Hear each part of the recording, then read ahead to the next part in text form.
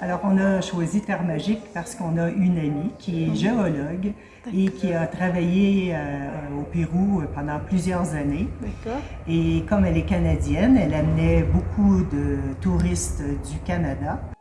Et elle référait à l'occasion les étudiants ou les familles des étudiants à venir faire des visites.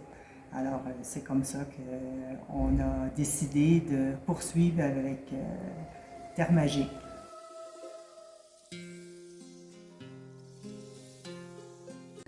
Oui, assez bien partout, t'es d'accord? Oui, c'était réglé au quart de tour. On avait un voyage qui était quand même assez bon, avec plusieurs étapes.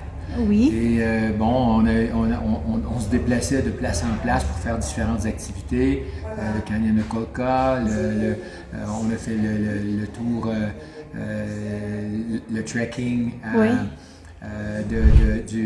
en fait des Incas, Oui, le chemin. qui était tout un beau défi. C'était vraiment bien intéressant, on a bien aimé. Puis je le recommande à tous les hikers, les Ouais. trekkers de ce monde. C'est un must.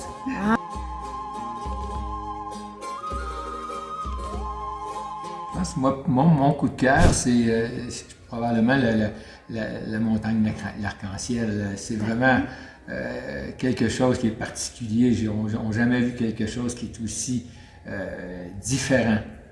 Donc, avec l'altitude de 5000 mètres, c'est un bon défi.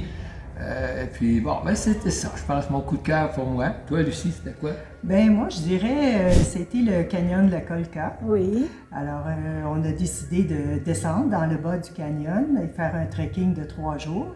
J'ai trouvé ça intéressant de compléter avec que simplement la visite et de voir que les condors.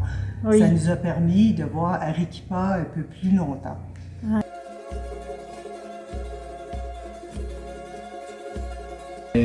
Moi, j'ai rien de négatif à dire sur tout le voyage. Le personnel, Richard, Lennon, des guides qui étaient des guides d'expérience, connaissaient leur matière.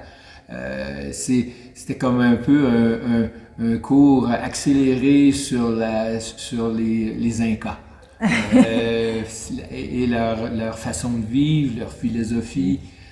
C'est vraiment un très beau voyage à faire, bien apprécié.